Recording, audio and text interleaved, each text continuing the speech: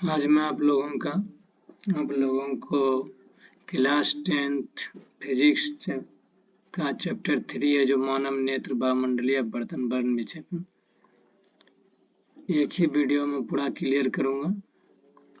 कृपया वीडियो को शुरू से लेकर अंत तक देखें और इसमें पूरा कंसेप्ट दिया गया है तीसरा चैप्टर का। तो कोई पहला है, मानव नेत्र आंख एक प्रदत्त प्रकाशीय यंत्र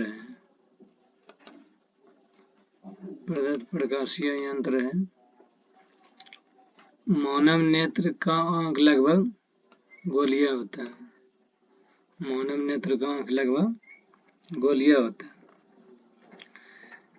फिर नेत्र गोलक किसे कहते हैं? आंख के गोले को नेत्र गोलक कहते हैं। आंख जो होता है आंख गोले को जो गोल होता है बीच में आंख के, उसे नेत्र गोलक कहते हैं। सबसे बाहरी परत सफेद मोटे और पारदर्शी चमड़े की होती है। सबसे बाहरी परत जो सफेद मोटा जैसा होता है वो उसको श्वेत पटलीय सोलेरिटिक कहा जाता है। श्वेत पटलीय सोलेरिटिक। इसका अगला कुछ उभड़ा हुआ भाग पारदर्शी होता है जिसे हम कॉर्निया कहते हैं। ठीक, एक क्वेश्चन इंपॉर्टेंट होगा, पूरा देखिए वीडियो। इसका अगला कुछ भाग उभड़ा होता है जो पारदर्शिता से कॉर्निया कहते हैं। सोलेरिटी के नीचे गहरे भूरे रंग की परत होती है जिसे हम कॉरायड कहते हैं। नीचे गहरे भूरे रंग की परत होती है। एक बार में नहीं समझ में आए तो इसको वीडियो को कॉपी में लिख के याद करने का कोशिश करें एक क्वेश्चन को। दूसरा परितारिका, यह आइरिस किसे कहते हैं? आगे वाला अपारदर्शी परत सिकोड़ने फैलने के डायफ्राम के रूप में रहती है जिसे हम परितारिका या आइरिस कहते हैं। आइरिस। पीछे वाली परतें प्रक्षमाभी या सिलियरों पेशियां कहलाती है। पीछे वाली जो परत होता है वो प्रक्षमाभी और सिलियरी पेशियां कहलाती है। नेत्र गोलक के सबसे भीतरी सूक्ष्म ग्राही परत को दृष्टि पटलीय रेटिना कहते हैं। नेत्र गोलक के सबसे भीतरी सूक्ष्म ग्राही परत को दृष्टि पटलीय रेटिना कहते हैं। अब इम्पोर्टेंट, ये समंजन क्षमता क्या है? आंख द्वारा अपने सिलियरी पेशियों के तनाव को घटा बढ़ाकर अपने लेंस की फोकस दूरी को बदलकर दूर या निकट की वस्तु को साफ साफ देखने की क्षमता को समंजन क्षमता कहते हैं। यानी फोकस दूरी के बदलकर दो निकट की वस्तु को, कोई भी वस्तु को, निकट का, दूर का, जो भी वस्तु को हम देखने की क्षमता को अति करता है, साफ साफ जो देख सकते हैं उसे हम समंजन क्षमता कहते हैं। दूसरा है, सामान्य आंख की निकट बिंदु 25 सेंटीमीटर होता है, से अनंत दूरी वस्तुओं को स्पष्ट देख सकता है। अब स्पष्ट दृष्टि की न्यूनतम दूरी क्या है? जिस न्यूनतम दूरी तक आंख वस्तु को साफ साफ देख सकता है, जिस न्यूनतम दूरी तक किसी आंख होता है ज्यादा नहीं देख सकता है, वो सीमा तक ही देख सकता है, न्यूनतम दूरी देख सकता है वस्तु को साफ साफ, तो उसे स्पष्ट दृष्टि की न्यूनतम दूरी कहते हैं। ठीक, इसे डी से सूचित करते हैं। ये आ सकता है एग्जाम में क्वेश्चन, स्पष्ट दृष्टि की न्यूनतम दूरी को डी से सूचित करते हैं। किसे सूचित करते हैं? समान नेत्र के लिए ये दूरी लगभग 25 सेंटीमीटर होता है। समान दूरी का लगभग 25 सेंटीमीटर होता है। अगला है दूर बिंदु क्या है? Near point. वह दूरस्थ बिंदु जहां पर स्थित किसी वस्तु को नेत्र बिना समंजन के स्पष्ट को देख सकता है, नेत्र का दूर बिंदु कहलाता है। ठीक, वह दूरस्थ बिंदु जहां पर किसी वस्तु को नेत्र बिना समंजन के स्पष्ट देख सकता है, बिना समंजन क्षमता को देख सकता है स्पष्ट, उसे दूर बिंदु कहते हैं। नहीं कोई इसका सीमा नहीं होता है, जहाँ तक इसे अप से सूचित किया जाता है। और समान नेत्र के लिए दूरबिंदु अनंत होता है, ये भी इम्पोर्टेंट है। समान नेत्र के लिए दूरबिंदु उसका अनंत होता है। निकट बिंदु क्या है? वह निकटस्थ बिंदु जहां पर किसी वस्तु को नेत्र समंजन की क्रिया से स्पष्ट देख सकता है, नेत्र का निकट बिंदु कहलाता है। किसी वस्तु को समंजन की क्रिया से स्पष्ट देख सकता है, वो निकट बिंदु कहलाता है। इसे n से सूचित किया जाता है। समान नेत्र के निकट बिंदु लगभग 25 सेंटीमीटर का होता है, जो कि बताया गया। दूर बिंदु और निकट बिंदु के बीच की दूरी को दृष्टि परास कहते हैं। ठीक, दूर बिंदु और निकट बिंदु के बीच की दूरी जो होता है उसे दृष्टि परास कहते हैं।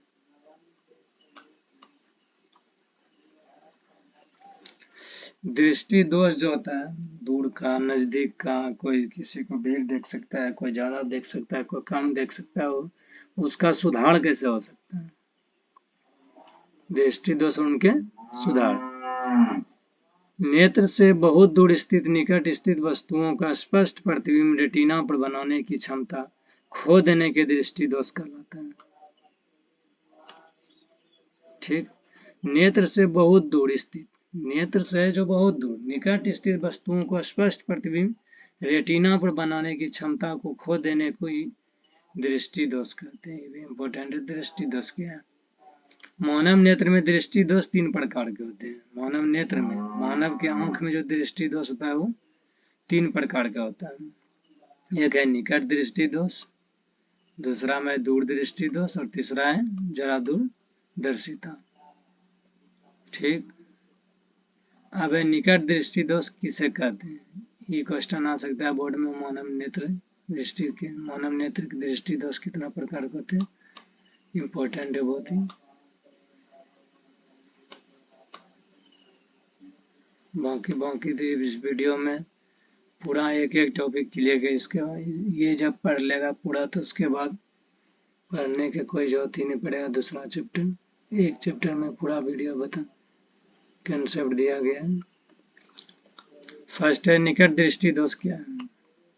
ठीक, जिस नेत्र में निकट दृष्टि दोष होता है वह दूर स्थित वस्तुओं को स्पष्ट नहीं देख सकता है। उसके लिए दूर बिंदु अनंत न होकर नेत्र के निकट कोई बिंदु फोकस अप पर होता है, अप पर होता है। ठीक, फोकस पर होता है। जिसमें निकट दृष्टि दोष रहेगा तो वह दूर स्थित वस्तुओं का स्पष्ट नहीं देख पाएगा। और 1 एंगस्ट्रॉम बराबर 10 पर पावर -10 मीटर होता है। फिर निकट दृष्टि दोष के 2 कारण हैं। ये दूर नहीं देखने के कारण इसका निकट दृष्टि दोष के भी कारण है। नेत्र गोलक का लंबा हो जाना, नेत्र गोलक का लंबा हो जाना, अर्थात नेत्र लेंस और रेटिना के बीच की दूरी का बढ़ जाना। और दूसरा है नेत्र लेंस का आवश्यकता से अधिक मोटा हो जाना, जिससे उसकी फोकस दूरी का कम हो जाना। दूसरा है दूरदृष्टि दोष क्या है? जिस नेत्र में दूरदृष्टि दोष होता है वह निकट 25 सेंटीमीटर पर स्थित वस्तुओं को स्पष्ट नहीं देख सकता, उसे दूरदृष्टि दोष। दूरदृष्टि के भी दो कारण है होने का। नेत्र गोलक का छोटा हो जाना, अर्थात नेत्र लेंस और रेटिना के बीच की दूरी का कम हो जाना।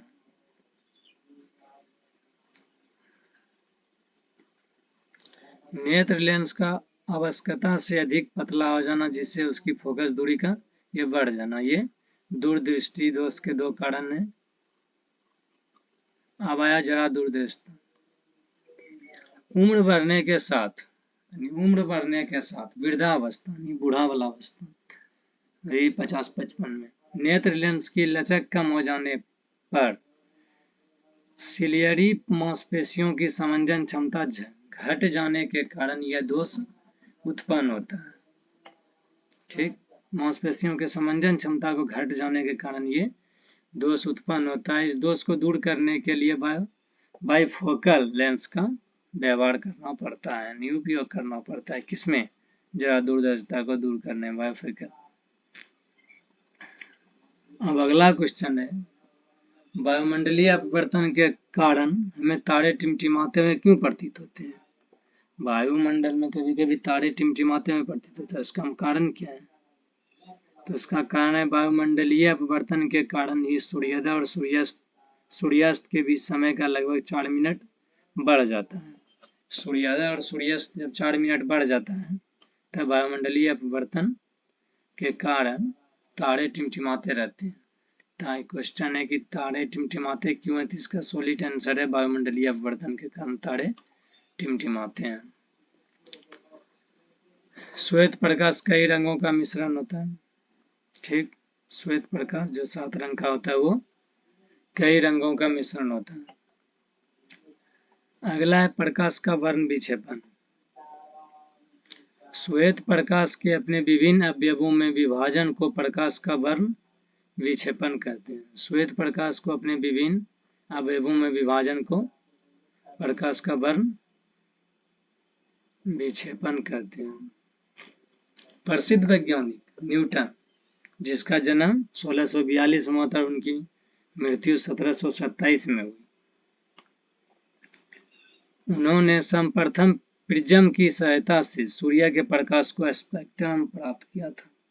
प्रिज्म की सहायता से, जो कि प्रिज्म बताया था, उसके सहायता से प्रकाश का स्पेक्ट्रम प्राप्त किया था। कौन?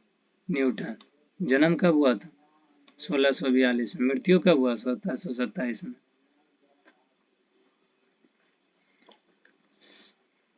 अगला है श्वेत प्रकाश क्या है? सूर्य प्रकाश स्पेक्ट्रम के रंगों से ही बना है। कोई भी प्रकाश सूर्य के प्रकाश जैसे स्पेक्ट्रम दे उसे श्वेत प्रकाश कहलाता है। सूर्य प्रकाश स्पेक्ट्रम के रंगों से ही बना होता है। कोई भी प्रकाश सूर्य प्रकाश जैसा स्पेक्ट्रम दे उसे श्वेत प्रकाश कहते हैं। प्रकाश के विभिन्न वर्ण, रंग और उनके तरंगदैर्घ्य, ये बहुत ही इंपॉर्टेंट है इस कि किसका कितना तरंगदैर्घ्य होता है। तो हो गया बैगनी का 400 से लेकर 440 तरंगदैर्घ्य होता है नैनोमीटर में। ठीक, जामुनी कलर को ये प्रकाश का रंग है। 1 2 3 4 5 6 7 7 गो रंग होता है, जिसका तरंगदैर्घ्य, बैगनी का तरंगदैर्घ्य 400 से लेकर 440 के बीच होता है। जामुनी, इसका तरंगदैर्घ्य 440 से लेकर 460 तक का होता है। नीला बुल्लू का तरंगदैर्घ्य 460 से लेकर 500 तक का होता है। हरा का 500 से लेकर 570 के बीच होता है। पीला का 570 से लेकर 590 के बीच होता है तरंगदैर्घ्य। नारंगी का 590 से लेकर 620 के अंतर्गत होता है। लाल का 620 से लेकर 700 तक तरंगदैर्घ्य होता है। इसमें कोई ऑब्जेक्टिव क्वेश्चन आते हैं कि बैगनी का तरंगदैर्घ्य कितना होता है, जामुनी, नीला, हरा, किसी का भी 7 तरंग याद कर लो। कोई भी एक क्वेश्चन आता है कि किसका तरंगदैर्घ्य कितना होता है बोर्ड में। ठीक, अगर हरा बोल दिया तो 500 से लेकर 570 के बीच होता है हरा। नीला को 460 से 500 के बीच होता है। ठीक, आगे बढ़ते।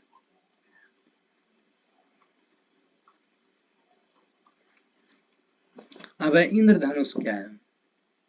इंद्रधनुष कभी कभी बारिश होने पर, बारिश होकर जब छूटता है तो कभी कभी इंद्रधनुष बनता है।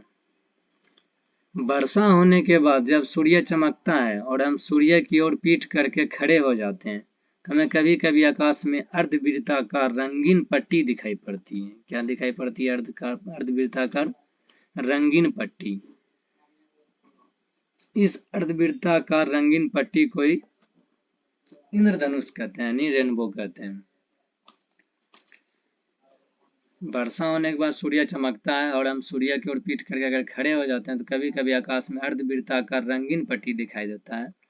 इस अर्धवृत्ताकार रंगीन पट्टी को इंद्रधनुष कहते हैं। वीडियो थोड़ा स्पीड चल रहा है तो स्लो करके इसे रोक कर भी देख सकते हैं। जैसे इंद्रधनुष क्या है लिख सकते हैं कॉपी में, बहुत इंपॉर्टेंट है इसमें। अगला है प्रकाश का प्रकीर्णन क्या है? किसी कण पर पड़कर प्रकाश के एक अंश के विभिन्न दिशाओं छितराने को प्रकाश का परिकिरणन कहते हैं। किसी कण पर पड़कर प्रकाश के एक अंश के विभिन्न दिशाओं में छितराने को प्रकाश का परिकिरणन कहते हैं। किसी माध्यम में छोटे छोटे कणों को निलंबित को कोलाइड कहते हैं। ठीक, कोलाइड किसे कहा जाता है? किसी माध्यम में छोटे छोटे कणों को निलंबन करना, सस्पेंशन को कोलाइड कहा जाता है। उदाहरण, दूध एक कोलाइड है। दूध क्या एक कोलाइड है, जिसमें छोटे छोटे वसा के कण जल में निलंबित रहते हैं, और धुआं भी एक कोलाइड है जो कि हवा में निलंबित रहते हैं। अगला क्वेश्चन है,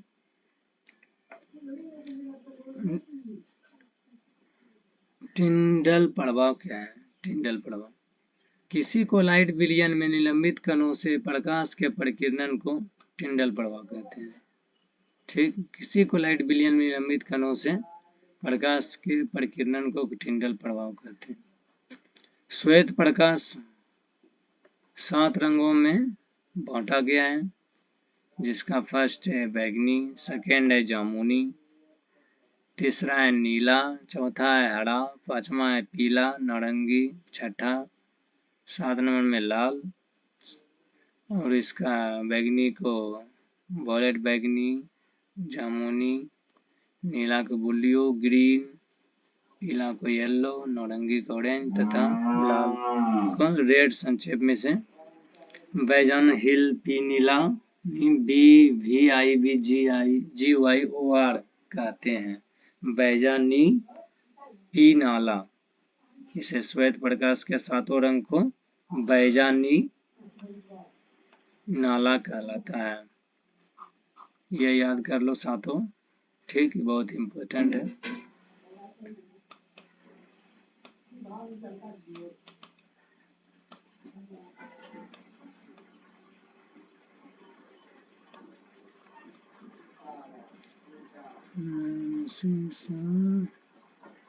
अब सूर्य का रंग कभी कभी बदलते रहता है, देखते हैं आप सब भी। दिन में सूर्य का रंग समय के साथ बदलता रहता है। लगभग बिंदु स्रोत समझा जा सकता है इसे। दोपहर के बाद लगभग बिंदु स्रोत समझा जा सकता है। जबकि चंद्रमा या ग्रह फैला हुआ अर्थात विस्तृत पिंड जैसा होता है, इसलिए चंद्रमा या ग्रह से आती किरणें में वायुमंडलीय घटवर्जन के कारण थोड़ा विचलन मालूम नहीं पड़ता है। और ये मानव नेत्र या आंख एक प्रकृति प्रदत्त प्रकाशीय ऑप्टिकल इंस्ट्रूमेंट है। दूसरा है सूर्योदय और सूर्यास्त के आभासी समय। पृथ्वी के चारों ओर वायुमंडल है। आभासी समय कैसे होता है? सूर्योदय और सूर्यास्त के आभासी समय। पृथ्वी के चारों ओर वायुमंडल है। वायुमंडल का घनत्व पृथ्वी की सतह पर अधिकतम, जहां जहां हम ऊपर जाते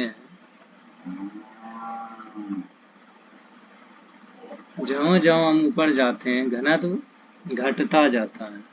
और जब सूर्य की किरणें लगभग पूर्ण निर्वात शून्य से वायुमंडल में प्रवेश करती है तो किरणें अपवर्तित हो जाती है। विचलन तब महत्तम होगा जब किरणों वायुमंडल की सतह पर लगभग पृष्ठ सर्पी आपतन पर पड़ती है, अर्थात जब सूर्य क्षितिज पर होता है तो अपवर्तन के कारण किरणें नीचे की ओर मुड़ती है अपवर्तन के कारण। ठीक, और इसका काफी बढ़ा हुआ चित्र दिखा गया है। जैसे सूर्य अपनी वास्तविक ऊंचाई से अधिक ऊंचाई दिखाई पड़ता है, फलस्वरूप सूर्य उस समय दिखाई देने लगता है जब वो क्षितिज से थोड़ा नीचे ही होता है। उसी प्रकार सूर्यास्त के समय सूर्य क्षितिज से नीचे चले जाने के कुछ समय बाद तक दिखाई देता है। इस कारण सूर्योदय तथा सूर्यास्त के बीच समय लगभग 5 मिनट बढ़ जाता है। जैसे ये हुआ पृथ्वी, ये वायुमंडल है। ठीक, ये आभासी स्थान हो गया, ये क्षितिज है, यहाँ से ये हुआ इतना जी, अंडरलाइन गया आवासीय स्थान हो गया, ये सीधा जो गया क्षितिज हो गया, और ये जो पृथ्वी से काटते हुए सूर्य क्षितिज को काटते हुए वास्तविक स्थान पर, तो वास्तविक सूर्योदय और सूर्यास्त के बीच समय का बढ़ना इसी के कारण होता है। जब सूर्य क्षितिज के निकट रहता है तो वो अंडाकार चिपटा दिखाई पड़ता है, क्योंकि निचली कोर की किरणें वायुमंडल को अधिक परतों से होकर गुजरती है, इनका अपवर्तन अधिक होता है, इसलिए सूर्य का ऊर्ध्वाधर व्यास छोटा मालूम होता है। अब वायुमंडलीय अपवर्तन क्या है? यह साधारण अनुभव की बात है। जलते हुए चूल्हे या स्टोव के ठीक ऊपर की विक्षुब्ध गर्म हवा को के दूसरी ओर की वस्तुओं को देखने पर बेतरतीब ढंग से हिलती हुई दिखाई पड़ती है। कभी कभी वस्तु हिलती हुई प्रतीत होती है, दिखाई पड़ती है। ठीक, चूल्हे या स्टोव के ठीक ऊपर की हवा उसके और ऊपर की हवा की अपेक्षा अधिक गर्म होता है। चूंकि ठंडी तथा अधिक सघन हवा की अपेक्षा गर्म हवा हल्की और कम सघन होती है, इसलिए यहाँ भी प्रकाश का अपवर्तन होता है। यही कारण है कि हवा के अपवर्तनांक में परिवर्तन होने के कारण हवा के दूसरी ओर वस्तुएं कुछ हिलती हुई प्रतीत होती है, दिखाई पड़ती है। वायुमंडलीय अपवर्तन के कारण पृथ्वी के वायुमंडल द्वारा प्रकाश का अपवर्तन के कारण कुछ इसी प्रकार का प्रभाव देखने को मिलता है, जो वायुमंडलीय अपवर्तन कारण का मुख्य घटनाएं मुख्य है। जैसे तारों का फर्स्ट है तारों का टिमटिमाना। जब हम तारों को देखते हैं तो उनकी चमक घटती बढ़ती प्रतीत होती है, तब हम कहते हैं कि तारे टिमटिमा रहे हैं। तारों की चमक के घट बढ़ जाने की वायुमंडलीय असमानता के कारण होती है। वायुमंडलीय असमानता के कारण, जैसे वायुमंडल में किसी गति से नहीं बन रहा है और उल्टा पुल्टा सब गड़ागड़ हो गया, तो तारों की चमक में घट बढ़ जाने के कारण तारों टिमटिमाने। पृथ्वी पर वायुमंडलीय शांत कभी नहीं होता। पृथ्वी पर वायुमंडल कभी शांत नहीं होता है। गर्म तथा ठंडी हवा की धारा हमेशा बहती रहती, कभी गर्मी रहती है, कभी सर्दी, कभी ठंडी, तो ये हवाएं बहती रहती है। ठंडी हवा की अपेक्षा गर्म हवा का घनत्व और अपवर्तनांक कम होता है। ठीक, ठंडी हवा की अपेक्षा गर्म हवा का घनत्व अपवर्तनांक कम होता है, इसलिए तारों से प्रेक्षक तक पहुंचने वाली किरणें वायुमंडल के अपवर्तनांक में होने वाली परिवर्तनों के कारण अगल बगल मुड़ जाती है।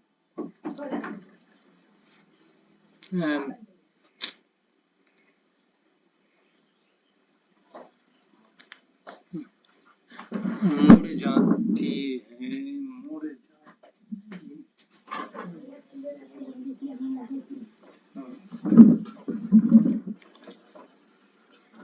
और फिर कभी कभी मध्यवर्ती वायुमंडल में एकाएक परिवर्तन होने के कारण किरणें एक ओर से अधिक विचलित हो जाती हैं, जिससे प्रकाश प्रेक्षक से बहुत थोड़े समय के लिए कभी कभी पूर्णतः कट जाता है। इसलिए तारा कभी कम और कभी अधिक प्रकाश देता हुआ मालूम हुआ प्रतीत होता है, अर्थात टिमटिमाता है। तारे टिमटिमाते किंतु चंद्रमा तथा ग्रह नहीं टिमटिमाते हैं। तारे टिमटिमाते हैं लेकिन चंद्रमा और ग्रह नहीं टिमटिमाते हैं। क्यों? हम जानते हैं कि तारों की तुलना में चंद्रमा और ग्रह पृथ्वी के बहुत निकट होता है। फलस्वरूप तारों को प्रकाश का लगभग बिंदु स्रोत से समझा जा सकता है, जबकि चंद्रमा या ग्रह का फैला हुआ अर्थात विस्तृत पिंड जैसा होता है। इसलिए चंद्रमा या ग्रह से आती किरणें वायुमंडलीय घट बढ़ जाने के कारण थोड़ा विचलन नहीं हो पाता है। कि इंद्रधनुष का ये परिभाषा है। इंद्रधनुष जिसका चित्र भी बनाया गया है, जैसा ऐसा बनता है इंद्रधनुष में, इधर लाल होता है, इधर बैगनी, वर्षा होने के बाद जब सूर्य चमकता है तब हम सूर्य की ओर पीठ करके खड़े होते हैं, तब कभी कभी, ये कि आपको इंद्रधनुष आगे पढ़ा दिया है। असंख्यक वर्षा की बूंदें प्रिज्म से व्यवहार करती है, जो सूर्य के श्वेत प्रकाश के 7 रंगों में विभक्त करता है। ऐसा इंद्रधनुष बनता है कभी कभी बारिश होने के बाद। इन धनुष के रंग में हवा लटके वर्षा की बूंदों को श्वेत प्रकाश के वर्ण विक्षेपण से प्राप्त होते हैं। सूर्य के प्रकाश का किसी बूंद में प्रवेश करने पर अपवर्तन होता है, वह अपने घटक रंगों में विभक्त हो जाता है। जैसे ये है वर्षा के बूंदे में श्वेत प्रकाश का विक्षेपण।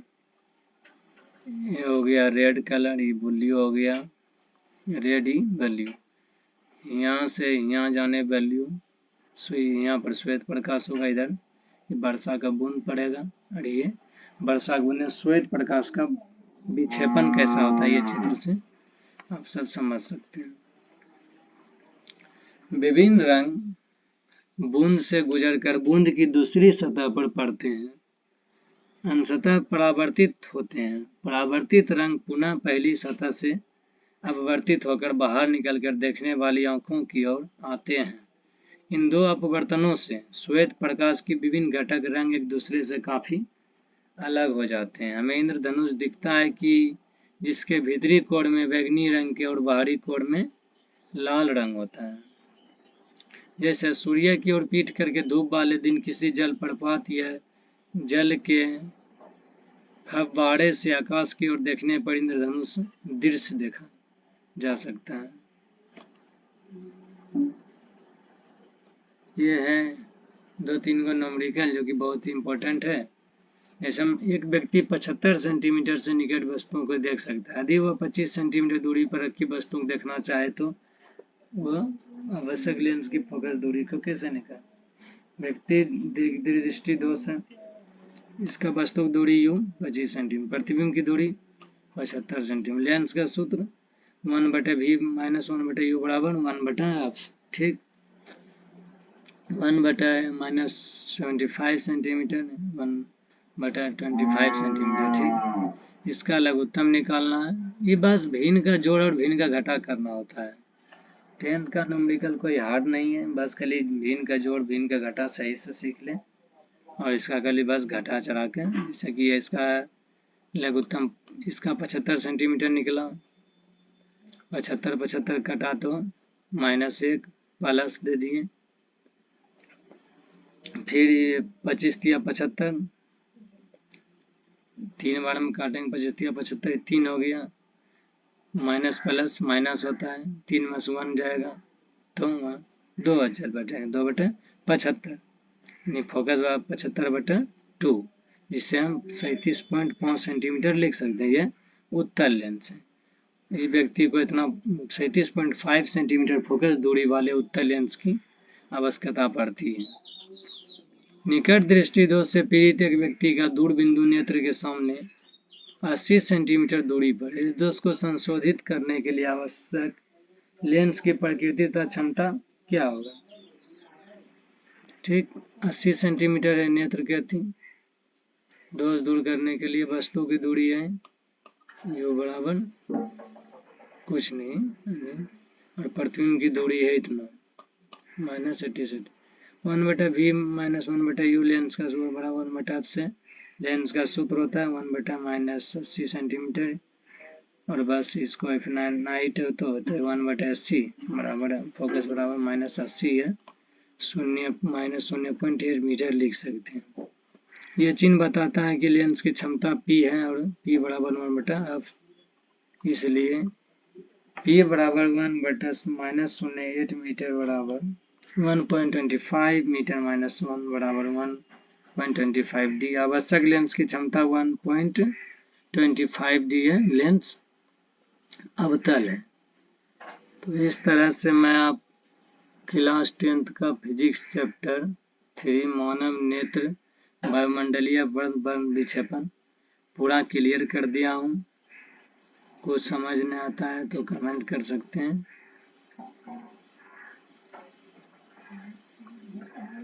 इसके साथ मैं अपना वीडियो समाप्त करता हूँ। अब वीडियो जितना बार भी देखना है देख सकते हैं। नहीं समझ में आए तो कमेंट करें, लाइक सब्सक्राइब कर लें, क्योंकि इसमें 10th का पूरा बेसिक से टोटल कंसेप्ट दिया जाएगा, सभी विषय का पढ़ाया जाएगा और 9th का भी पढ़ाया जाएगा, इसलिए चैनल को सब्सक्राइब कर लें। इसके साथ मैं अब इस वीडियो को समाप्त करता हूँ। जय हिंद, जय भारत।